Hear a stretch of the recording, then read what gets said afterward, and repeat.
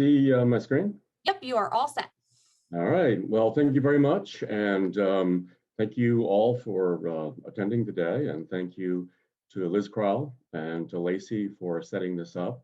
My name is Henry Ward. I'm an archaeologist and historic preservation specialist with WSP Inc. We're an international transportation planning and construction firm. And I'm part of the environmental team that works on cultural resources. This presentation is going to be a little different than the others today because most of the work at Abingdon, where we're going to be spending most of our time, was done back in the 90s.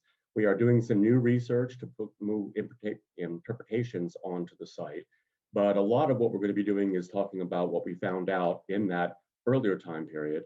And I'm also going to take the opportunity to take you on a little bit of a tour and show you some of the hidden histories and historic treasures at both airports, both National and Dulles. Okay, so we're going to spend most of our time today talking about Abingdon. And again, I think it's one of the sort of hidden history mysteries. A lot of people don't really know exactly where it is. It is in the middle of National Airport. If you look up at the parking garage, you'll see a tree sticking up. That is the site that is left. Basically, as the airport was built, the site was got smaller and smaller until finally just the last intact piece of the site is left. And so we're going to tell the story about the history, the preservation, the archaeology, and the story that it helped to tell us about the people that lived there. But before we start that, I would like to just take a moment to acknowledge the fact that when we talk about Virginia, we are talking about the homeland of the Piscataway, the Conoy, the Lenape, and to acknowledge that we are here on their land and to acknowledge their presence and their history. Okay, I also want to take an opportunity, this longer format, I'm used to a 20-minute conference where I got to talk fast and cover everything. So this one is going to give a little bit more leisurely and an opportunity even to talk a little bit about myself and archaeology and how I got into it. I actually did my undergraduate work out in Central Ohio. My mound that I excavated was nowhere near as fancy as the Serpent Mound, nor were the artifacts I found like the materials from the Adena and the Hopewell that I got to deal with when I worked at the Ohio Historical Society. But again, a good start to an archaeological career, you have to admit. I came back to the East Coast actually to do a salvage project on a small site on the Chesapeake Bay, which ended up being a very significant prehistoric site. It was actually once a part of a peninsula that appears to have been occupied for almost 9,000 years. Not only do we have points from that entire time period, but we have both the earliest type of prehistoric ceramic made in this part of the Chesapeake, the latest, and then about 12 individual ceramic forms all on this one site. And so again, this is not just a small village. This was a continually occupied mega village with connections as far out as Ohio. This is an Adena, what's called a robin's leaf-shaped blade, a ceremonial blade. It was dug from a mountain about 700 miles from where we found it in the Chesapeake Bay, and talks about, again, the trade and exchange that was happening where the Delaware, the Chesapeake, and the Susquehanna all come together. Also had an opportunity while I was at the University of Delaware doing my master's to take an adventure out to a shipwreck, the US HMS Brock off the coast of Delaware. And I want to put a plug in for anybody who goes down to Lewes to take a look at this Lonsdale Museum. And then there's also an opportunity for you to actually go and see the wreck in its conservation facility. Definitely something that's worth a trip next time you're on the Delaware shore. I also, while I was working for the city of Baltimore and Mount Clare Mansion, I did some work educational program out there. This is, again, similar to what Abingdon would have looked like probably in its heyday in terms of its situation on the hillside. And again, we only really have the postage stamp that is around the main house left. Another interesting part of the project here out at Mount Clare was underneath one of the Olmsted walkways. We ended up finding one of the few intact prehistoric sites within Baltimore City. This is the remains of a shell bin And this is a carbon date that we got, nice time period right for that late woodland. And so it remains of a 1,000-year-old oyster dinner up on the hillside at Mount Clair. My final part of the career in Baltimore City was actually doing urban archaeology. And here's an opportunity again for you to visit. If you go to the Shot Tower Metro Station in Baltimore, you can see the remains of the work we did of the Center Market neighborhood, whereas we dug underneath of the parking lot in order to build the station escalator. We came down on the remains of an 18th century set of structures that had been part of the Center Market in Baltimore, had been completely destroyed in the Great Fire, and then found and excavated by us. I was actually working on that site when I got a call from the Metropolitan Washington Airports Authority about whether I would like to come down and help them with archaeology and history. And my first question was, it seems like an airport is the opposite thing from a historic site. But when we began to look into it, not only do we have 18,000 acres of archaeology out at Dulles, the remains of Abingdon Plantation at National, the little jewel of an Art Deco Terminal A at National, the first jet engine test cell actually built in the United States, and the masterpiece of the main terminal at Dulles. Between the two airports, there are 38 National Register listed or eligible historic or archaeological properties between the two airports. And we're going to end up in National, but I want to just take a second to take out to Dulles for a quick trip. This is archaeological work that was done as part of the 4th runway. One of the amazing things we found here was a series of massive prehistoric sites. This is the site, every single one of those orange flags is an artifact. There were over 20,000 artifacts in that field, 250 or so points. And so again, 18 acres and an occupation range truly astounding from literally the early part of the Archaic all the way through the woodland, and repeated occupation where people are coming back to these same landforms time after time after time. And one of the things we found out in looking at this is there was a real spike of occupation during the very early time period, this early Archaic, which are actually fairly rare in this part of Virginia.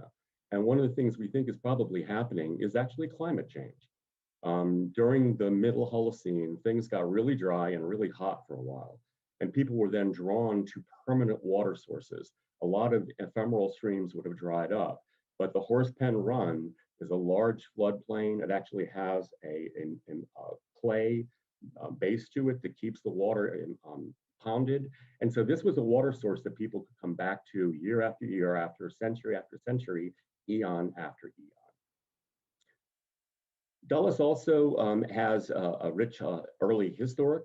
We were actually part of the Lee family, Sully Plantation, where Liz Crowell has a wonderful program going, is actually on airport property, and we have a long-term easement for them to operate it. And although we do cooperate on all of the historic preservation work, and we have not really found much on the airport that goes back to the historic period, except for as part of the 4th runway, we begin to pick out a little bit of evidence about the enslaved population that would have lived out on the airport.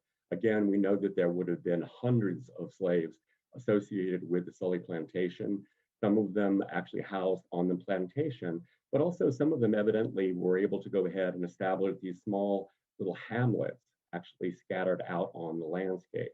And during our excavations for the 4th runway, we ended up finding 2 of these structures. They ended up yielding some artifacts that you might not have expected. Again, one doesn't tend to think of a slave with a gun, but again, if you're going to hunt, you have to have a gun plan. We also ended up finding an example of Afro-American made pottery. It's called Colano ware, which again is a really interesting that we'll go back into a little more detail. The other really fascinating part of what we found here was evidence of West African sort of sacred toolkit. This is a quartz crystal that we found at one of the sites. We also found some buttons, various other kinds of artifacts that are considered to be part of this sort of sacred toolkit that you would end up either burying under the hearth or under the sill as a way of protecting the family and ensuring good luck. And so again, it's very interesting that on these sites, we are finding evidence of this continuation of an Afro-American cultural expression at the same time as they're also making their own pottery. And again, Kelowna ware is a really interesting story. We did not recognize it for a long time as archaeologists. We either thought it was some kind of a very crude utilitarian ware or really finely made Native American. We finally realized from the context that these are pots that are being made by Afro-American potters.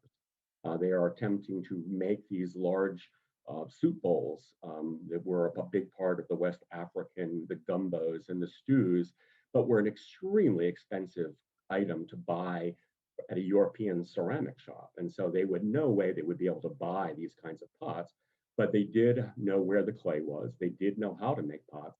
And so they're actually making them for themselves, which again is some of my favorite artifacts from these sites. We also found some really interesting information when we sort of compared the two sites. One appears to have been bigger, probably a larger population, and occupied longer. So whereas one site really seemed to have mostly utilitarian earthenware, the other one a little bit later seemed to have some fancier, more decorated wares. There's sort of more middle class existence, and also beginning to see personal items, tools, doll parts, which seem to talk about, again, a little bit richer material culture that was part of the later life of these enslaved and then eventually freed families. Again, this is what Dulles would have looked like before and after. And so again, we continue to do explorations out there, and we're going to be going ahead and actually putting some exhibits out that you'll be able to see that will tell you about the history of an airport in the parts that you can't really visit. Again, this is going to be talking also about the architecture of, again, probably one of the most architecturally significant and historic airports in the country, if not the world. The airport has a couple of its own little hidden treasures. I'm just going to talk about one. This is the south finger that connects the main terminal to the tower. And on that back wall is actually a piece of art that was made by Harry Bortoya, who was a classmate of Eero Saarinen, who was the architect for the airport. And again, that's still in place and quite a remarkable piece of modern art if you want to go ahead and take a look at it. Now we're going to take off from Dulles and go to National and talk about the other airport in the story here. And the National Terminal, I think, is actually quite a beautiful and a graceful building, has a lot of little hidden architectural elements. Most of these are still intact. Unfortunately, the compass rose, this is a photograph from earlier, that was covered over by a later floor inlay. And then unfortunately, this wonderful elegant entrance into what had been the dining room also was removed later in time. But most of the other pieces, if you look around the terminal, you begin to see these little bits of art. And interesting also just the time period. You'll notice that some of these symbols ended up, I mean, you know, the solar disk and the barley are very recognizable. But again, if you look at this eagle in the window here, that is what would come to be essentially a German Nazi eagle. But again, this was a period before fascism had risen its head. And so again, also here, this finial, that also ended up becoming another fascist symbol. But when this building was built in 38, 39, they had yet to get those connotations. We also have done what I would like to call architectural archaeology in the main terminal. This is the original dining room, which was in the middle period, you can see here, turned into a cafeteria, was eventually then restored back into a combination of an exhibit hall and a club for one of the airlines. And so it was fun for me as an archaeologist to actually begin to poke above the ceilings and below the floors and find out that we actually had parts of the original dining room that could be restored. And so on the left, you see a photograph of the dining room as it would have looked in the 1940s. And there is a photograph of what it looks like today. So again, very exciting times. Also, another piece of this sort of architectural archaeology, I got a call from the ops office that they had found this propeller on the floor. And so we went and took a look at it. And as we began to pull down the partitions and everything, we began to realize that this was the old VIP lounge that had been built for FDR. It's actually on the ground level because at that point he was in a wheelchair. And so he would be brought into this waiting room and then escorted out to the plane without having to go up and down any stairs. And in fact, he got here by, there's a unloading dock in the tunnel under the terminal where he would get out of the car and then be able to come in here. Another really interesting part of this is actually original furnishings that we found in the attic, which we've been back to put into place. And if you look over here on this black and white, there's an unusual piece of furniture right here. And we finally figured out that that is actually a wheelchair desk that had been set up so that he could wheel under there and use it as a writing surface. So again, this is actually in the operations office, so it is not open to the public except by appointment. But again, we have given tours in the past, and I'm sure we will in the future. Now, let's get on to our main topic. This is Abingdon, which was a plantation house established on the location where the airport would eventually be built. And through the process of many years, we have done stabilization of the ruins that were on the site, interpretation of the history of the site, and a lot of archaeology to find out what the people's lives would have been like. The story starts before the Europeans arrived. We do have some evidence of prehistoric occupation of the landform where the airport would be built. Some of them in really unusual contexts. We found a few prehistoric spear points spattered around on the site. It appears that they maybe, again, the site was being used prehistorically before the plantation was being built. But then we also had some very unusual connections between the artifacts and the features from the building. This little celt we have here was found in the kitchen building, but above the floor level. So again, it's not that it was underneath the building was built on top of it. Somebody found this and brought it inside and put it in the kitchen. And so when the kitchen fell down, it just ended up in the dirt in the floor where we found it. The other unusual thing is, as we were excavating the builder's trench of the main house, we ended up finding a lot of shell. And it was common for shell to be burned to make the lime to make mortar. And so again, we think that may have been why it was on the site. But interestingly, we have small fragments of prehistoric pottery mixed into the shell in the builder's trench. And our interpretation of that is, it appears that this shell was being mined from a prehistoric shell bin somewhere along the Potomac shoreline. And they were using those shells to then make the lime. And then what was left over was dumped in the builder's trench once the foundation was completed. The land that became Abingdon was actually part of a 6,000 acre land grant that was given to a British Captain Howson as payment for bringing a ship full of settlers to Virginia. He did not hold on to it long. He turned around in less than a year and sold it to the Alexanders, for whom Alexandria is named, for a pound of tobacco an acre, which is a heck of a price for land in Fairfax or Alexandria today. There are no contemporary images of the building, but we assume it was a, again, fairly simple 5-bay, story and a half, central hallway, double parlor house. From the evidence we have, that upper right-hand window would have been the room where George Washington stayed when he came to visit. Because again, Mount Vernon is just down the road.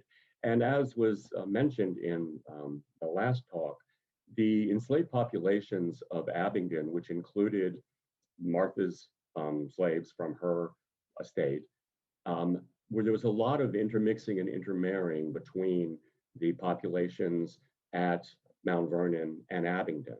And so again, the stories of these two areas are completely intermixed and intertwined.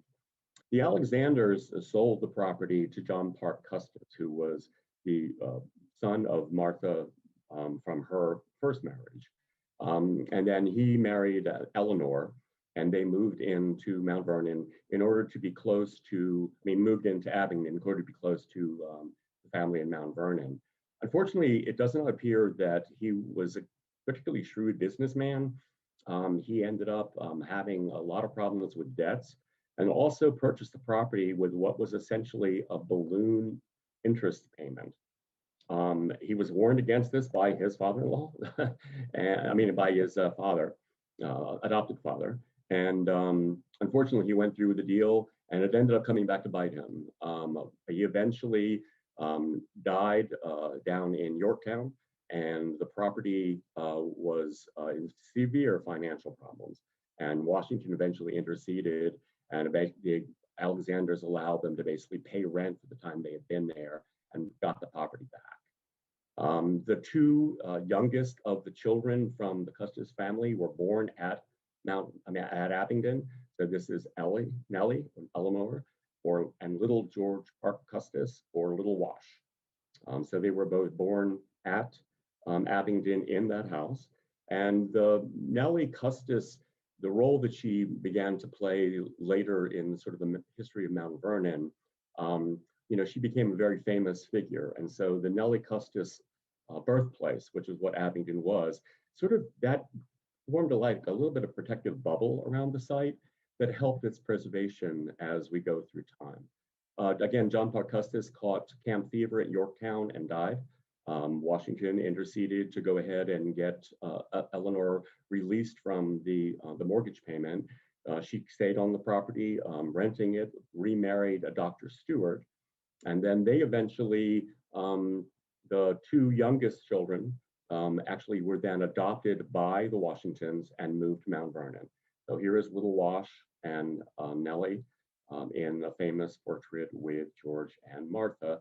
And in the background, that is probably Billy Lee, who was one of Washington's grooms. And we're going to tell a little bit more of a story about him as we get further down into the history. The house was then sold to the Wise family. They famously sat in the front yard and watched the Capitol as it burned during the War of 1812. It then passed on to the Hunter family.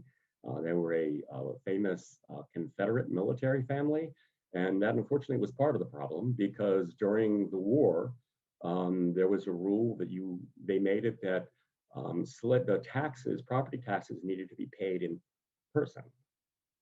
And obviously, a Confederate general was not coming to Washington to pay the taxes on Abingdon, so the property was seized, was actually turned into a Civil War encampment during the war period.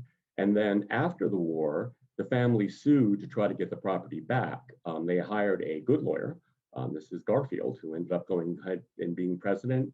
He argued the case in front of the Supreme Court and got the house back to the Hunter family. In its later time period, it actually, the area of the downhill towards the water was opened up as a gravel pit and as a clay yard. And so during its later time periods, Abingdon was just the house where the foreman that ran the smooth gravel company lived. And again, we know that the house had begun to fall into disrepair. Here's a shot you can see. It looks like actually somebody's been taking some of the windows and things out. At some point, the property burned. And there's been some speculation that the railroad that was right next to it really wanted that land and would really preferred not to have the house there. But whatever happened, pretty soon after the house burned down in the 30s, the Association for the Preservation of Virginia Antiquities stepped in, stabilized the ruins, unfortunately with a pretty heavy hand, basically just sort of slapping Portland cement on everything. But they did go ahead and put up a plaque and some walkways and an opportunity to be able to get up there and to visit the site. But the site was in pretty rough shape by the time we got to actually beginning the preservation program. Here's an early shot showing what the main house looked like. It was called Abingdon Ruins, and again, it had been in a ruined state until we started the current project. Again, this is a shot of National Airport. As some of you may know, most of the airport is actually on made land. We actually just filled in what had been a series of mud flats in the Potomac. And so if you look up in here, you see what's called the hill up here. Abingdon is right in the middle of that. And again, it's being preserved as the airport is being built up around it. Actually, this is an early plan for the airport, and it actually notes the location of Abingdon. So it already was on people's radar that it was going to be something that was going to be protected.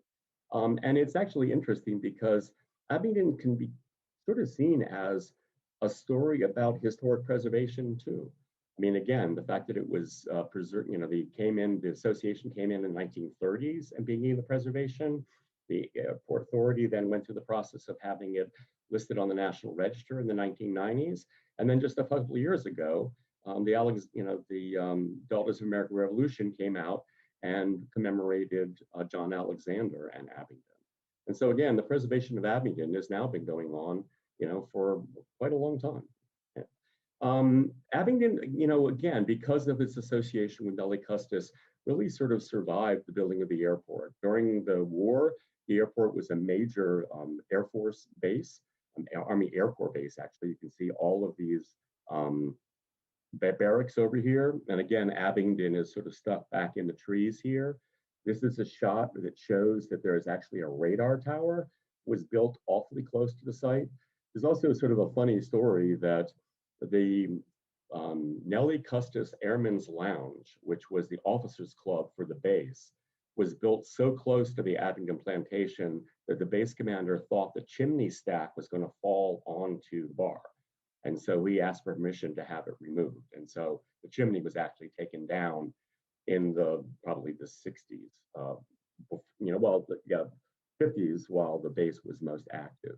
Again, you can see here, this is another massive military building that is no longer there. Over here, again, you can see Abingdon is preserved in this little grassy area. And so each time something got close to Abingdon, it basically continued to be protected. When I arrived, the airport was in the process of a massive redevelopment, trying to deal with basically a main terminal, which had grown out of control, of a series of obsolete secondary structures, roadway systems that were overloaded, unsustainable parking levels. And so it was part of the capital development program for National Airport that was the impetus for the preservation of Abingdon. When I arrived, the south garage, it was already constructed, this one on the right here. And there had been archaeological monitoring prior to the construction, but there was nothing intact that was going to be impacted. I was brought in basically to go ahead and help to go through the process of allowing the middle and north parking structure, what is now BC, to be built. And again, it looks from this photograph like Abingdon had really just been chunked into a box, but this was all that was left. I always tell people to sort of think about the airport as like a wedding cake. And all we really had left was the top hat on top of the groom. Everything else had been cut away, either by the gravel pit, the brickyard, or eventually the grading for the airport. And so Abingdon, this was all that was intact. And eventually it was enclosed on the other side by the parking garage. But access to the site was actually increased and maintained so that people could get up there more easily than they had even in the past.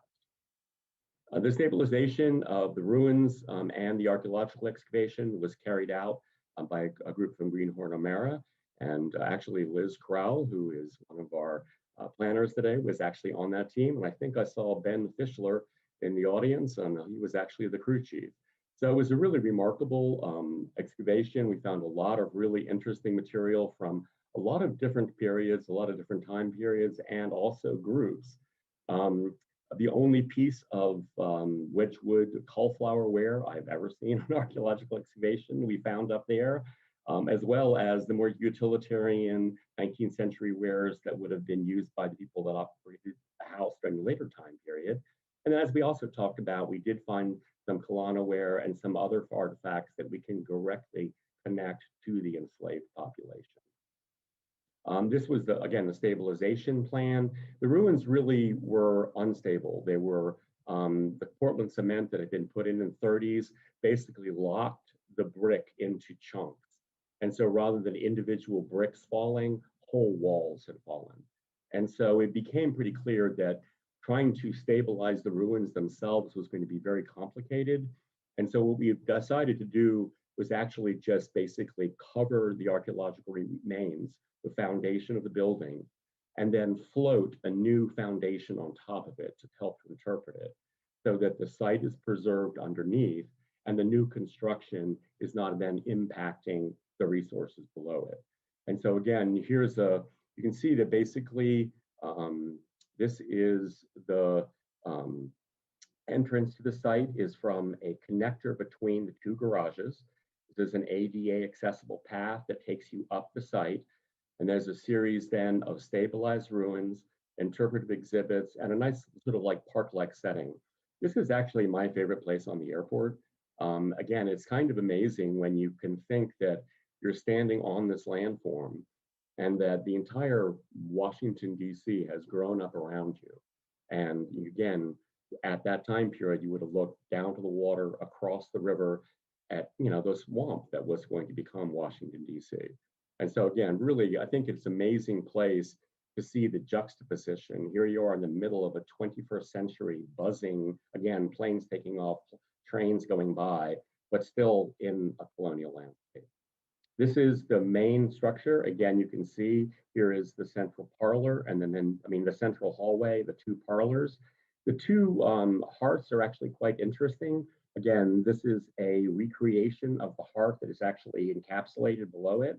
And it again, originally had been a single hearth, but at some point had been reconstructed to allow two separate hearths into clearly what were two different rooms on this left-hand side of the main hallway. And again, this is the main hearth, which again would have been the one that produced most of the heat. Probably not most of the cooking. As you can see behind here, we have a second building. This is the only one that we have direct evidence of, although we know that there were other structures up there. And so this is what is being identified as the kitchen and also probably laundry. You can see it has this interesting H-shaped hearth, meaning again that you could have a hearth on one side, and again, there's a room partition archaeologically. So again, the larger space, probably the kitchen, the other one, probably the laundry. This is the only standing wall that we had, and we also now have installed a permanent set of adjustable supports to keep that in place, and we can adjust it so as it moves, it is not damaged. In the main terminal, we have an exhibit hall that talks about both the history of the airport and Abingdon. This one talking about, again, the range of materials all the way from prehistory up through the industrial period. We also have a discussion of the hierarchy, the social structure from, again, the Afro-American slaves who were the largest population and did most of the work, up to potentially indentured servants, and then the folks in the main house, and then eventually the elite family and the tea wares and the fine materials that are again being brought into the Virginia from around the world. One of the other panels we do talks about the connection of the Virginia colony, literally bringing ceramics in from China, from Iberia, from all over the world into Virginia, into Alexandria, and into the Abingdon household. We are beginning to do a reinterpretation. We're actually doing research now to look a little bit more detailed. These exhibits were put in at Abingdon back in the 90s. And although we, talked about the enslaved population, again, like many people, we sort of were more focused on the big names and the more famous folks. And so again, rather than focusing in on the Custises and the Alexanders and the Hunters, this new research is going to be looking more at the lives of the enslaved population. What was it like to have cooked in that kitchen? What was the work that would have been done in the fields?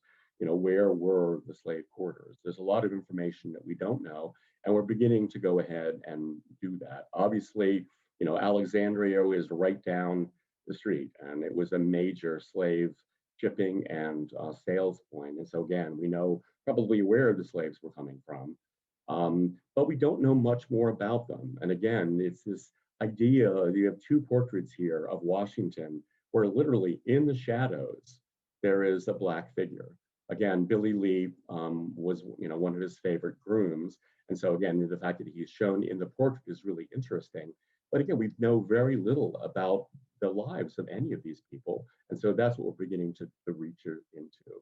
Now, one of the things that, is begin to look, this is an inventory from 1849 of Abingdon. And, one thing that really does jump out when you begin to look at it is just the sense of, the valuation of the possessions of the family. And so here we have a sorrel mare, 4 years old, worth $100. On the same page, we have Michael, a man of 50, worth $100. And so again, I mean, this is literally, and the fact that the cattle and the slaves are listed side by side, again, I think is a really telling part of the history, and not an easy one to tell. And so something that we're working on now, and that we hope to be able to share with people. We are going to be putting in some new interpretive signage on the site. And so we're hoping that you can all come out and get a chance to visit someday. We are going to offer a tour on May 1st. Because the site is outside, we can have a safe, socially distant tour. And so if there is interest, we will definitely do that. If not, we certainly recommend that you come out to the airport when you have an opportunity, not only to visit Abingdon, but also in the main terminal, we have a nice little exhibit hall that has materials both on the history of Abingdon, also artifacts from the history of the airport. This is actually, this lower right hand is an original glass panel that was part of the main waiting room. We found this up in the attic of the carpentry shop, and we're able to go ahead and build a custom case. And so again, the airport is its own little museum. And so we urge you to come and visit. Also, we aren't really fundraising, but again, we are all looking forward to when you can come back and start flying again. Both airports, like everyone else, are struggling. And so we are waiting for the vaccine and for air travel to come back. And so people can go back to visiting the airports and hearing the stories that they have to tell. One of the ones we are just about to tell is, as you may know, the Metro is being extended out to Dulles. And as part of that plan, there will be an interpretive exhibit program as you come from the station into the terminal that will explore the history of the airport all the way from prehistory through the Arrow-Saarinen architectural design process, the construction, and then the expansion of the airport from its original size to where it is today. And so again, we hope that you get a chance to come and visit us when we're open again. And I think that is going to be the end of the presentation. So I think we've got plenty of time now for questions and answers. So I will, let's see, I think I have this. We have one question in the chat, Henry, about where are the Abingdon House collections curated? Is there an online collections database? The artifacts were all, I mean, we have a small exhibit on airport.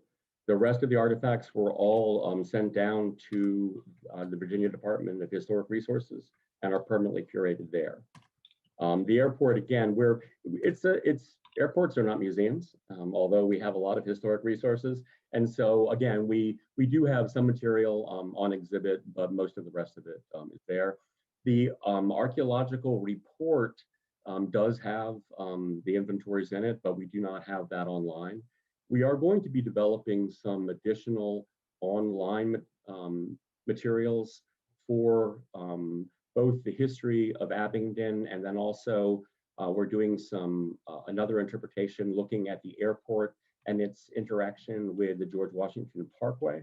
And so those will be going on exhibits going in probably the next year or so. We have one about the source of the fill. So is the dike marsh the source of the fill used to create the land for the airport? And actually, again, we won't go back and look at it, but basically what they did, they built a dike around the shallow, those mud flats in the Potomac. And then they tethered these massive hydraulic dredges that just went back and forth around the airport and pumped the hydraulic fill muck off the bottom into this like dike until basically it just filled it up. They would drain the water off, filled it up, drain the water off, and they took the dike down, and basically it was made land. Now, that raises some interesting challenges because 500 of our 700 acres are on unconsolidated fill. So if you want to build something on the airfield, you literally have to put in deep driven piles because otherwise it just, it's like sitting on mud. Yep. It makes me really curious about how they made all of the land in Alexandria, because as I don't know how many of our viewers know, is it 2 or 3 blocks in downtown Alexandria is also made land. Originally, same thing in Baltimore. I mean, at most major, I'm really curious. Part cities, and it was a combination. And it's interesting because we found examples in Baltimore of both just general filling. I mean, we talked about siltation, where at some point it just got to be such a pain to have to continue to dredge them out that they would just extend the dock. And so right, and I'm thinking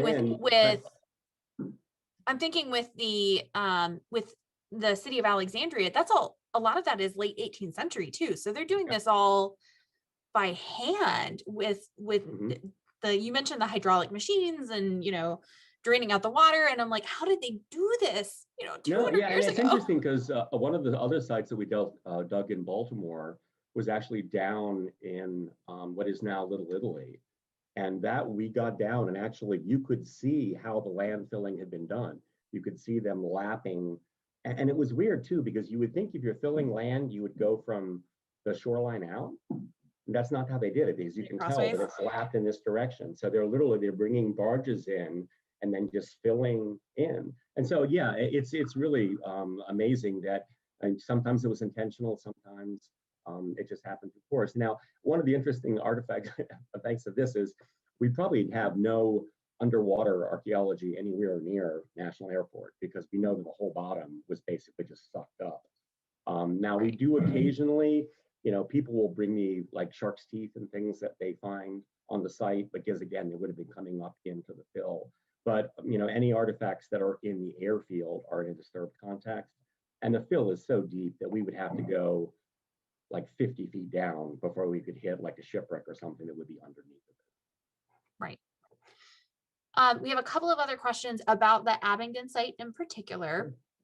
Is there still more to learn from the site, or has everything essentially been excavated, or are you waiting for better resources to come in the future? Yeah, I mean, we don't have any, we assiduously avoid any soil disturbance in the area just because we don't want to get into having to do archaeology if it's unnecessary. And so there is no plan for additional excavation. We are going to be doing some additional research in order to flesh out the story of the enslaved population. And a lot of that is new information that researchers have uncovered that we didn't have in the 90s. So we're looking forward, again, to working with Sean and some of his folks and trying to paint a little bit of a richer picture of what people's lives would have been like. And, again, I think I saw a post recently about, if you're doing history and it's making you happy, you're probably not doing it right. Is that, these are really hard stories. When you begin to dig into these people's lives and the lives of, again, even the Washington slaves probably had it better off than some other enslaved populations. But it was really pretty horrible, when you're informed that you're going to be a wedding gift to somebody. When, you're rotated from Philadelphia back to Mount Vernon every 6 months to avoid you getting your freedom. And then you die on that trip. And again, these are tough stories to tell, but again, I think it's good that we are, as historians and archaeologists, beginning to look into what may be those uncomfortable truths and to tell those stories. Right. We have a question about the land. How many acres was the original plantation? Do we know what kind of crops they were growing? And how many enslaved people were on the property? It's a lot of questions. Original, Sorry. the house and land grant was 6,000 acres. So that would have been, Arlington, probably all the way over to Alexandria. I believe that the the core of the plantation itself was about 900. And we know that and one of the things that's tricky is because of the association of Mount Vernon and the intermixing of the Custis slaves, and then little George Washington goes on to build Arlington House. And so again, the slaves at Arlington are all sort of intermixed and married. And so it's a little bit tough, but we know there were probably something like 300 slaves at the height. And again, all the kinds of different kinds of activities that you would have seen on a plantation. So we're pretty sure there was a fishery. We know that there would have been, again, tobacco. Probably the same sort of movement, again, the growing tobacco in the earlier colonial time period, and then a shift into a more diversified, crops of grain. It was a sort of a standard thing that happened in a lot of Middle Atlantic. Tobacco depleted the soils, and then a market began to grow because of development in the Caribbean for a need for grain. And so wheat became much more profitable. And so people started, not growing cotton and not growing tobacco, but shifting over to wheat. Mm-hmm. Are there any books written on the history of Abingdon? There were a couple of, there's a booklet that was written by, I believe a woman's name was Templeton, who was a local historian. There's the archaeological report, which again, there are some, restrictions to getting archaeological reports, but I think if a researcher would certainly be able to get that. We did 3 interpretive videos, which are actually part of the exhibit. But I don't think that there's actually ever been a book published on it. There is a local researcher, Dr. Tom Foster, who wrote an article about the enslaved population and its role sort of in the slave economy. But again, I don't believe that there's actually an Abingdon book written yet, but who knows? We have some questions about what WSP stands for. Williams Service Group. I knew you should. Williams, again, it's weird. It's a Canadian firm. It actually, the name had to do with its original incarnation, which was like Williams, like Service Partners. But now, it's like WSP, and almost nobody knows what it's named. We originally, the work that I was doing there was actually with Parsons Brinkerhoff. And that was another engineering American firm that had been around for about 150 years. We were purchased about 5 years ago by the WSP, which is a Canadian-British firm. And again, we are international transportation planning. Any major transportation project you can mention in the area, we probably have had our fingers in. Awesome. Well, I'm looking at the time, and I'm also noticing you've mentioned the exhibit at National quite a number of times, and the exhibit is still open for people to visit, if I recall. Right. It is between Terminal A and Terminal B. It's a little tricky to miss. Yeah, basically, it's a sort of a shame. The exhibit hall, I showed you some photographs of the restored dining room. The exhibit hall used to be up in a part of what had been the dining room. But then with our inevitable airline mergers, they ended up taking the entire club space. And so now if you go into Terminal A, the old terminal, basically you turn left or right, depending on which door you come in, there's a hallway where the conference center is, and all of the exhibits are there. So again, they're very easily accessible. And to get to Abingdon, you can basically you can go by Metro and through a Garage BC. You can park in either garage.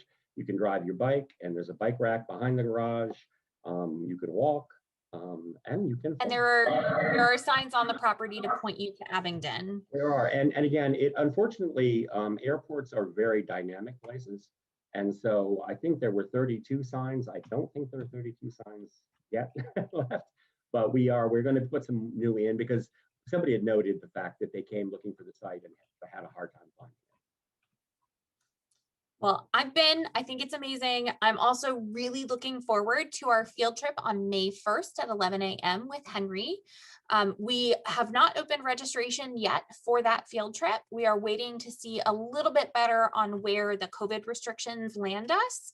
But we're hoping to be able to take a reasonably sized group and have a guided experience with Henry at the site, and also have an opportunity for you to explore the exhibit hall as well. There is a $5 suggested donation for that program. That being And said, someday, probably not in May, but at some point in the future, when travel restrictions are, not an issue, we also have to offer tours of the main terminal to get an opportunity to actually go and see the FDR suite, to go up into the dining room, and then even something as prosaic as where we get our IDs is actually a recreation of the old post office. And so there's little hidden historic corners of the terminal, which are fun to show people, because most of them are not easily accessible in public. so we will open up registration for our tour on May 1st by emailing everyone who registered for this program today. So whatever email you put into the Eventbrite system, we will email you there with that opportunity as soon as we open it. As for the rest of our program today, we are just wrapping up. Just as a reminder, we would love to know what you thought about this program. I've dropped the link for the evaluation into the chat. You can click on it there. You'll also get it in a little bit as an email in your inbox. We also appreciate all of you taking time to spend time with us today, and we would love your support by participating in other programs like this one with us. Financial support also makes programs like this one possible. We're able to connect with speakers, we're able to pay for our Zoom space and make this all happen with donations from people like you. We'll have some direct links to donations to everyone who accepts donations in that way in that email you're going to get shortly. And of course, everyone has mentioned other ways that you can support those organizations as well. I'm looking forward to flying out of National when everything's a little bit safer. Looking forward to have everybody come back.